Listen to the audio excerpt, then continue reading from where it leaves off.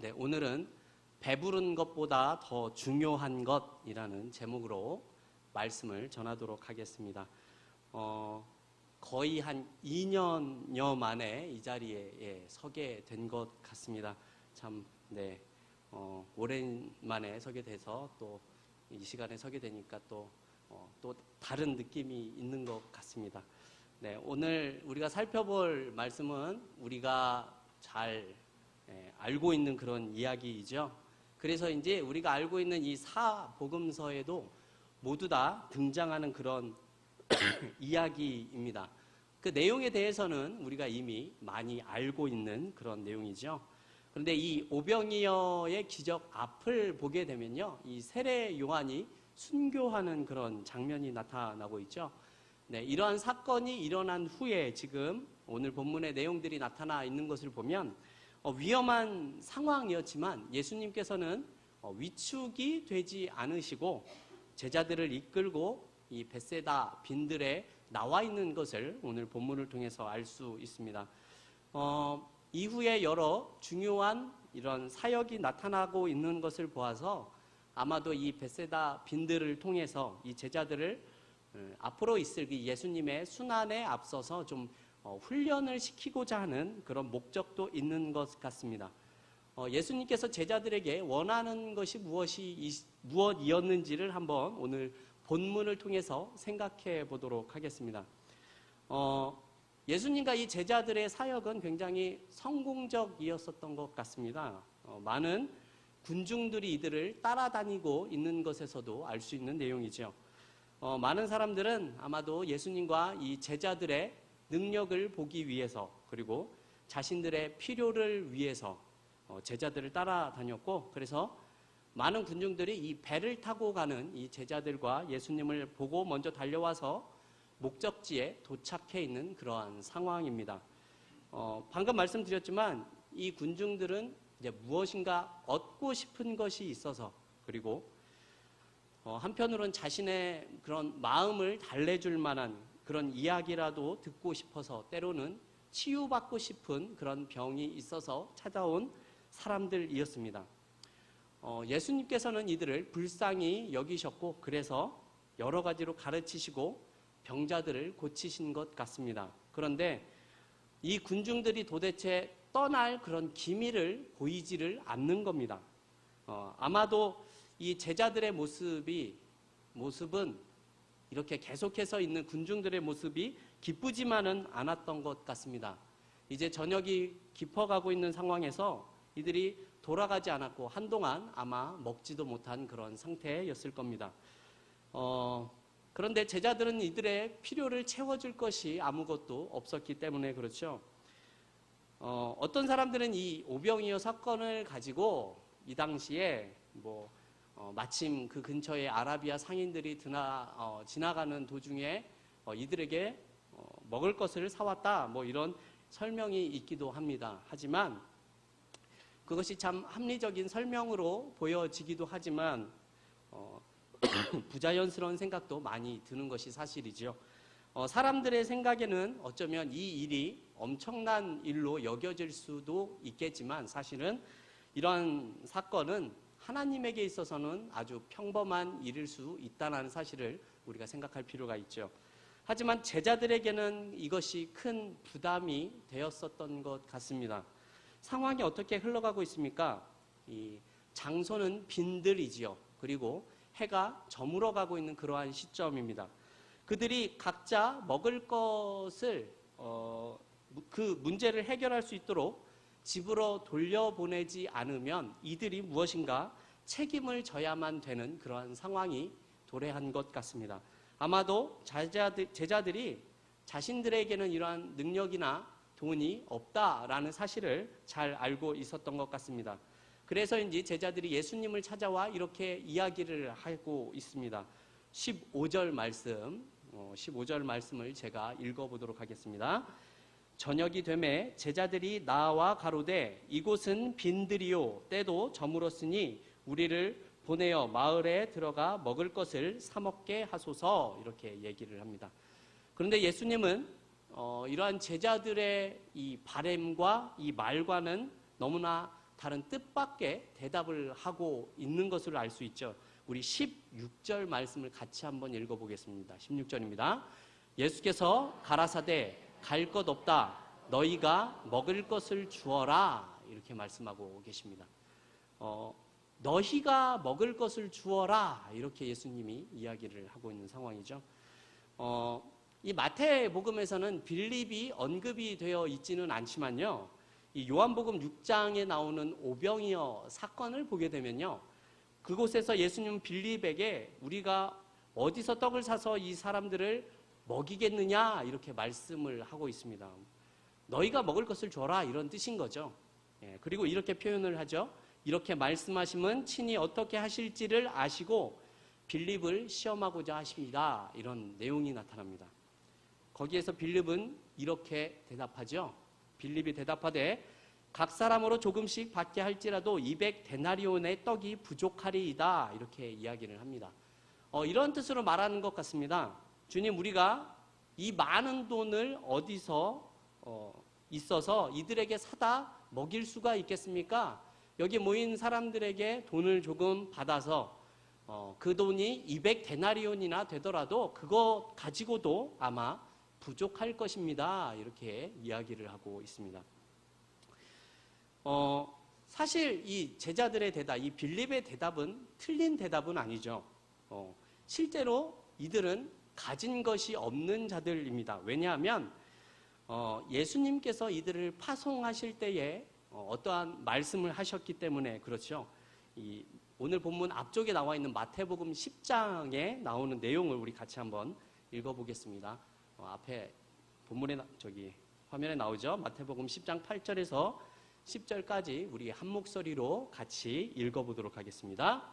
병든 자를 고치며 문둥이를 깨끗하게 하며 귀신을 쫓아내되 너희가 거저 받았으니 거저 주어라. 너희 전대에 금이나 은이나 동이나 가지지 말고 여행을 위하여 주머니나 두벌 옷이나 신이나 지팡이를 가지지 말라. 이는 일꾼이 저 먹을 것 받는 것이 마땅함이니라. 아멘. 이 내용을 보면 너희들이 사역을 할 때에 쉽게 말해서 어떠한 재산도 가지지 말아라 이렇게 말하고 있는 내용입니다. 금이나 은은 물론이고 옷도 두 벌 가지지 말고 신이나 지팡이도 가지지 말라 이렇게 말씀하고 계시죠. 그래서 이들은요 재산이 없는 자들이었습니다. 오병이어가 사복음서에 모두 나와 있듯이요. 이 제자들을 파송하는 이런 내용도 동일하게 모두 다 오병이어 앞에서 나타나고 있습니다. 그래서인지 제자들은 가진 것이 없었던 것 같습니다. 그래서 이들에게 먹을 것을 사다 줄 그런 물질을 가질 수 없는 그러한 상황입니다. 그런데 예수님은 제자들에게 이렇게 말씀을 하고 계시는 겁니다. 너희가 먹을 것을 주어라 입니다. 너희가 먹을 것을 주어라. 제자들이 이렇게 생각할 수 있죠. 뭐 어떻게 하라는 말이냐. 빌립은 200데나리온을 이야기를 했죠. 그 한 데나리온이 우리가 잘 알다시피 일꾼들의 하루의 품삯이잖아요. 그죠? 일당이 10만 원이면 2천만 원이 필요했고 일당이 15만 원이면 3천만 원이 필요한 상황입니다. 그런 돈이 없는 거죠. 방금 말씀드렸지만 요한복음에서 예수님은 빌립에게 시험을 했다 이런 말씀을 하고 계시지 않습니까? 어떻게 반응하는지를 보고 싶었다라는 뜻일 겁니다. 이에 빌립이 200데나리온도 부족합니다 라고 표현을 하고 있죠. 근데 여러분 어떻습니까? 200데나리온이 부족합니다 라는 말은 사실은 불신앙이라고 보기에는 좀 어렵지 않겠습니까? 얼마가 들어갈지에 대해서 이야기를 하는 것은 크게 문제되는 것처럼 여겨지지는 않습니다. 하지만 그 뒤에 나와 있는 말이 조금 문제가 되지 않을까 생각이 됩니다. 200데나리온도 부족하다라는 말을 그런 표현을 사용을 했죠. 지금 빌립이 누구 앞에서 이 부족하다라는 표현을 하고 있습니까? 그죠? 지금까지 놀라운 일들을 행하신 분 앞에서 지금 빌립이 하는 말은 부족함이 있다라는 말을 하고 있다라는 것이죠. 200데나리온이 아니라 우리가 잘 알고 있듯이 오병이어로도 여자만 5천 명을 먹였었던 이 앞에서 지금 부족이라는 말을 사용을 하고 있다라는 겁니다. 여러분, 이런 상황에서 제자들에게 예수님이 원하시는 일들은 무엇이었겠습니까? 아마 예수님의 마음은 너희 제자들과 함께 있는 이가 누구인가 라는 사실에 대해서 알기 원하셨던 것 같습니다. 여러분, 함께 있다라는 말이 무슨 뜻입니까? 그들과 함께 계신 주님이 누구신지, 또한 자신들과 함께 하신 주님이 어떠한 능력을 가지셨고 어떠한 제한도 받지 않으시고 그런 초월적인 하나님이라는 사실을 알기를 원하셨던 것 같습니다. 네, 그런데 아무런 말도 물어보지 않고 이렇게 말씀하시지요. 너희가 가진 것을 가져오라, 이렇게 말씀하십니다. 제자들은 돈을 얘기했지만 예수님이 요구하신 것은 그냥 지금 너희에게 무엇이 있느냐라고 말씀을 하고 있는 겁니다. 그리고 직접 보여주시는 겁니다. 오병이어로 죄송합니다. 남자만 5천 명이었죠. 제가 아까 전에 방금 전에 여자만 자꾸 이상한 소리를 제가 12광주리를 남기신 사건을 우리가 너무나 잘 알고 있는 그러한 사건이죠. 여러분, 제자들의 문제가 무엇이었을까요? 가진 것이 아무것도 없다고 할지라도 지금 5천 명이 아니라 5만 명이라도 먹이실 수 있는 분이라는 사실을 제자들이 까맣게 잊고 있다라는 겁니다. 이미 수많은 능력과 기적을 보여주신 분이라는 사실에 대해서 이들은 아직도 깨닫지 못하고 있는 겁니다. 주님은 이 사실을 통해서 이렇게 우리에게 말씀하고 있는 것이지요. 너희는 능력이 없고 돈도 없고 힘도 없지만 지금 너희와 함께 있는 내가 누구인지 모르겠느냐? 그리고 진정 나를 신뢰한다면 그들을 충분히 먹일 수 있다라는 사실을 너희는 왜 알지 못하느냐라는 뜻인 겁니다. 여러분, 우리는요, 우리 자신을 한번 좀 생각해 볼 필요가 있을 것 같습니다. 여전히 내가 가지고 있는 것, 내 힘과 소유를 생각을 하면서 얼마 가지고 있지 못하기 때문에 내가 가진 것이 없기 때문에 할 수 없다라고 생각하고 있지는 않은지 돌아볼 필요가 있다라는 것이죠. 여러분, 언제 우리가 구원을 받을 만한 모습이 있어서 구원받은 하나님의 백성이 되었습니까? 여러분, 우리가 가진 것이 많아서 주의 일을 할 수 있는 것입니까? 그렇지가 않죠. 여러분, 우리가 살면서 하는 모든 말과 행동은 나의 소유와 능력 때문이 아니라 하나님 때문에 가능한 일이라는 겁니다. 여러분, 주님이 일하시는 것이 내가 얼마를 가지고 있고 소유했느냐가 중요하지 않다라는 말이죠. 여러분, 이것은 물질만을 말하는 것이 아닙니다. 재능도 포함될 수 있고요. 우리의 체력도 포함될 수 있고요. 우리의 외모도 그럴 수 있고요. 우리가 소위 이야기하는 스펙도 포함이 될 수 있다라는 겁니다. 내가 할 수 있고 없고의 문제가 아니라는 것이죠. 여러분, 그렇다면 무엇과 상관이 있는 겁니까? 바로 이겁니다. 나와 함께 하시는 분이 누구인가? 이것이 상관 있는 것이지요. 우리는 성경을 통해서 약한 자를 들어 쓰시는 하나님이라는 사실을 우리는 성경을 통해 이미 알고 있습니다. 약한 자를 들어 강한 자를 부끄럽게 하시는 분이시고 그분이 어떠한 분이시고 어떠한 일을 행하시는 분이라는 사실을 우리가 성경을 통해서 미리 알고 있기 때문에 그렇죠. 그래서인지 16장, 이 마태복음 16장을 가서도 예수님은 제자들에게 이러한 것을 물어보십니다. 너희는 나를 누구로 하느냐? 그랬더니 주는 그리스도시요 살아계신 하나님의 아들입니다 라는 고백이 나타나고 있죠. 예수님께서 베드로에게 너의 이 고백 위에 내가 교회를 세우겠다 이렇게 말씀하시는 내용이 나옵니다. 여러분, 다른 것이 아니라 우리의 신앙의 고백이 이렇듯 나타나야 한다라는 겁니다. 내가 근거가 아니라 내가 소유한 것이 할 수 있는 힘이 아니라 우리의 신앙의 고백을 통하여서 하나님께서 일하신다는 사실을 우리가 기억할 필요가 있다라는 것이죠. 그러나 주님의 바람은 여기서 끝나는 것 같지는 않습니다. 우리 19절 말씀, 오늘 본문 19절 말씀을 같이 한번 읽어보도록 하겠습니다. 무리를 명하여 잔디 위에 앉히시고 떡 5개와 물고기 2마리를 가지사 하늘을 우러러 축사하시고 떡을 떼어 제자들에게 주심에 제자들이 무리에게 주니. 아멘. 우리가 잘 알고 있는 그 말씀이죠. 유명한 말씀이기도 하고요.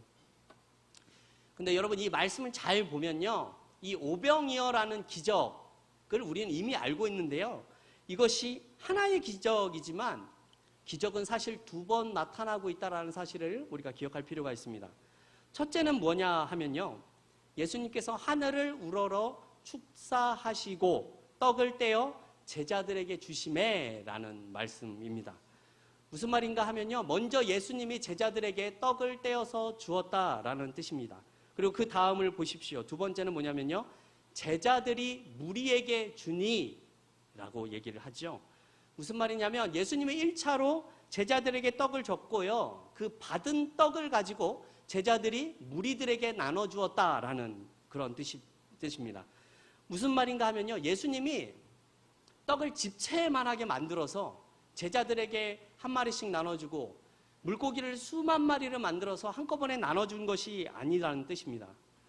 예수님께서 축사해서 나눠주신 떡과 물고기를 제자들이 그것을 받아서 다시 무리에게 나눠주고 있다라는 것입니다. 그렇기 때문에 제자들을 통해서 2번째 기적이 나타날 수 있다라는 겁니다.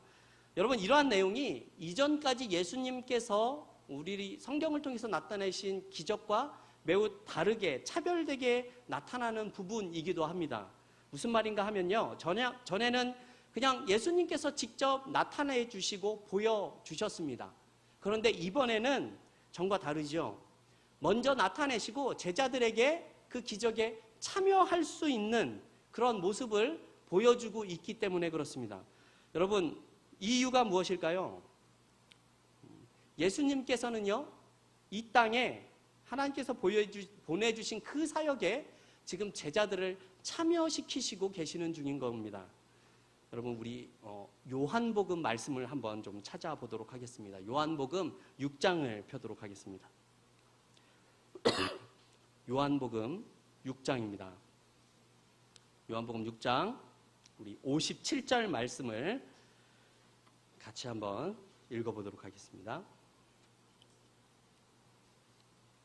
요한복음 6장 57절입니다. 살아계신 아버지께서 나를 보내심에 내가 아버지로 인하여 사는 것 같이 나를 먹는 그 사람도 나로 말미암아 살리라. 아멘. 이렇게 말씀하고 있죠. 내가 아버지로 인하여 사는 것 같이 나를 먹는 그 사람도 나로 말미암아 살리라. 이렇게 말씀하고 있습니다. 예수님께서 하나님으로부터 하나님으로 인하여서 살아간다라는 말씀이 나오죠. 그리고 나를 먹는 그 사람이 나로 말미암아 살아간다, 이렇게 지금 표현하고 있는 내용입니다. 이 말씀을 보면 우리는 어떻게 생각하면 좋을까요? 우리 요한복음 6장에 나와 있는 35절 말씀을 한번 읽어보겠습니다. 35절 말씀입니다. 네, 한 목소리 읽습니다.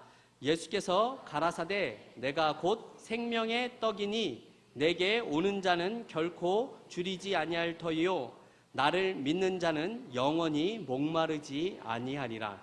아멘. 예, 우리 40절도 같이 한번 읽어보겠습니다. 안에 나온 40절도 있습니다.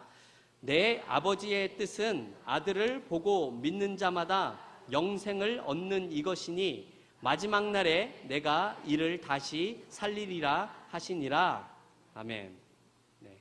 예수님도 하나님으로 인하여 살고 있다라고 말씀을 하셨고, 즉 예수님을 먹는 사람은 나로 말미암아 산다라는 말씀을 57절에서 말씀을 드렸죠. 그런데 35절을 보게 되면 예수님께서 나는 생명의 떡이다, 이렇게 말씀을 합니다. 우리는 예수라는 생명의 떡을 통하여서 영생을 얻는다라는 그런 말씀인 거죠. 40절에서도 아버지의 뜻은 아들을 보고 믿는 자가 영생을 얻는다고 이렇게 말씀을 하고 계십니다. 요한복음에서 조금 더 확실하게 나타나고 있지만요. 요한복음의 오병이어 사건이 우리에게 말씀해주고 있는 것은요. 생명의 떡이신 예수님에 대한 이야기를 하고 싶으신 겁니다. 오병이의 사건이 단순히 우리의 배고픔을 해결한 사건이 아니다라는 말이죠. 너희가 영원한 생명의 떡이신 이 예수님을 통하여서 영생을 얻게 되었다는 말씀을 이 오병이어를 통해서 하고 싶으시다라는 겁니다. 예수님이 하나님으로 인해서 살듯이 너희는 생명의 떡이신 예수로 인하여서 살아가고 있다라는 말씀인 겁니다. 즉 예수를 믿는 사람들은요, 생명의 떡이신 예수님으로 말미암아 산다라는 이러한 말씀이시죠.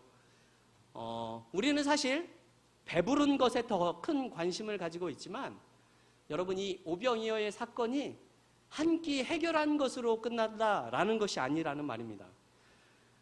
오늘 본문에서의 이 오병이어의 사건도 제자들을 그 기적에 참여시키는 것은요, 이것이 단순히 하나님의 백성으로서의 가치가 어디에 있는지를 지금 예수님께서 찾고자 하신다라는 거죠. 다시 한번 말씀을 드리지만 오늘 우리는요, 우리 자신이 얼마나 가치 있는지를 좀 깨닫는 시간이 되었으면 좋겠습니다. 여러분, 하나님의 백성이라는 가치가 어떠한 가치일까요? 단순히 구원을 얻었으니까 우리의 배만 부르시면 그것이 끝인가? 그것이 아니라 우리의 삶도 예수님처럼 살아갈 수 있어야 한다라는 뜻이 되는 겁니다. 이 말은요, 예수님께서 걸어가신 그 길을 걷고 그 길에 우리가 참여해야 한다라는 겁니다. 그래서 오늘 오병이어의 기적에서도 예수님께서 일방적으로 기적을 행하셔도 상관이 없지만 이 일에 지금 제자들을 참여시키고 있으신 겁니다. 요한복음 17장 18절 말씀 제가 한번 읽어보도록 하겠습니다. 아버지께서 나를 세상에 보내신 것 같이 나도 그들을 세상에 보내었고, 이렇게 말씀하시고 있는데요. 여기서 그들은 제자들을 의미하는 거죠. 하나님이 예수를 보내신 것처럼 예수님도 제자들을 이 세상에 보내었다, 이렇게 말씀합니다. 세상에 보냈다라는 말은요, 이 세상 사람들과 똑같이 살라는 뜻이 아니라 하나님의 자녀로서, 하나님의 백성으로서 그 백성다운 모습을 가지고 살아가라라는 뜻으로 하신 말씀인 겁니다. 여러분, 우리가 어떠한 신분입니까? 이 하나님의 자녀라는 그런 신분을 가진 사람들이라는 겁니다. 예수님이 하나님의 아들로서 이 땅에 보내심을 받은 것처럼 제자들도 하나님의 자녀라는 신분을 가지고 이 땅에 보내심을 받았다라는 뜻입니다. 그냥 구원을 받았으니까 하나님의 백성이라는 이런 타이틀만 가진 것이 아니라 그에 합당한 삶의 가치를 우리가 제대로 알고 살아갈 수 있어야 한다라는 뜻입니다. 예수를 믿고 하나님의 자녀가 되었다라는 것에 대한 가치는 우리는 성경의 인물을 통해서도 잘 알 수 있죠. 여러분, 야곱을 잘 아시죠? 야곱이 이 삼촌 라반의 집을 떠나서 형인 에서를 만나기 전에 천사와 씨름을 했었던 것을 우리가 잘 알고 있습니다. 그때 천사가 야곱에게 묻죠. 너의 이름은 무엇이냐? 네, 전 야곱입니다. 그랬더니 이렇게 얘기를 하시죠. 이제는 야곱이 아니라 이스라엘이다 라는 말씀을 하고 계십니다. 여러분, 야곱이라는 이름의 뜻이 무엇이죠? 발 뒤꿈치를 잡은 자, 네, 이런 뜻이죠. 이게 그냥 발 뒤꿈치를 잡았다 이런 뜻이 아니라요, 다른 사람의 인생의 발목을 잡았다 이런 뜻입니다. 걸림돌이 된다 이런 뜻인 겁니다. 속인다 이런 뜻을 이야기를 하고 있는 거죠. 좋지 않은 이름입니다. 그런데 그 이름을 어떻게 바꿔주십니까? 하나님과 겨루어서 이겼다라는 이스라엘이라는 이름으로 바꿔주십니다. 이제 너는 사람들을 속이는 자가 아니라 하나님과 겨루어서 이긴 자다라는 말씀을 하고 있다라는 거죠. 여러분, 또 탕자에 대해서 잘 아실 겁니다. 그죠? 탕자가 아버지의 유산을 받고 나와서 그 유산을 다 탕진하고 나서는 이제 돼지들이 먹는 주염 열매를 먹고 싶었지만 그것조차 마음대로 되지 않아서 이제 다시 아버지께로 돌아갈 그런 마음을 먹고 돌아오게 됩니다. 그리고 이렇게 이야기를 하죠. 저 이제는 아버지의 품꾼으로 살고 싶습니다. 아버지의 종으로 살겠습니다. 이렇게 대답을 합니다. 이야기를 합니다. 그랬더니 아버지가 무엇이라고 얘기를 하시죠? 아니다. 너는 품꾼이 아니라 내 아들이다. 이렇게 말씀하고 있습니다.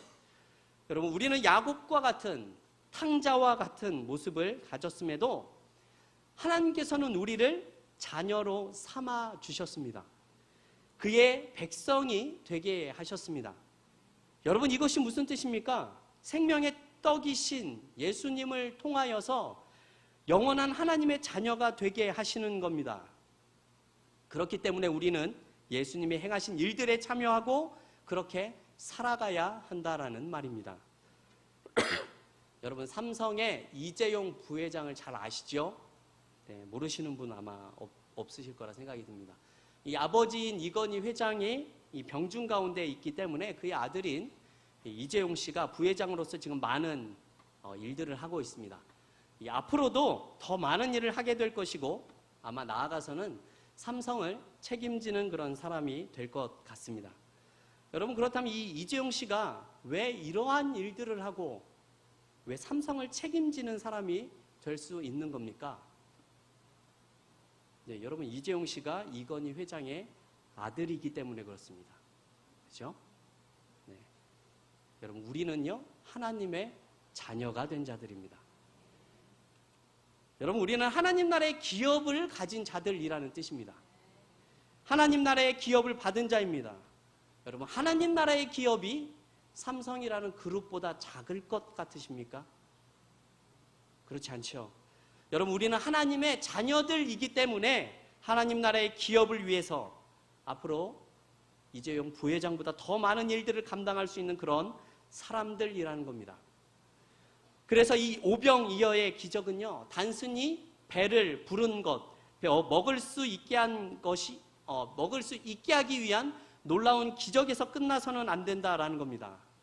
여러분, 주님이 우리에게 원하시는 것은요, 그 사건의 중심에 우리를 부르고 계시기 때문에 그렇습니다. 왜 그렇습니까? 우리가 하나님의 자녀이기 때문에 그렇습니다. 우리가 그런 가치를 가진 자들입니다. 성도 여러분, 하나님의 백성으로서의 자부심을 가지십시오. 그리고 주님이 원하시는 그 길 위에 서십시오. 능치 못하심이 없는 하나님께서 우리를 놀라운 일들로 함께 해 주실 겁니다. 이 하나님을 온전히 믿음으로 고백하며 살아갈 수 있는 저와 여러분이 되시기를 주님의 이름으로 소망합니다.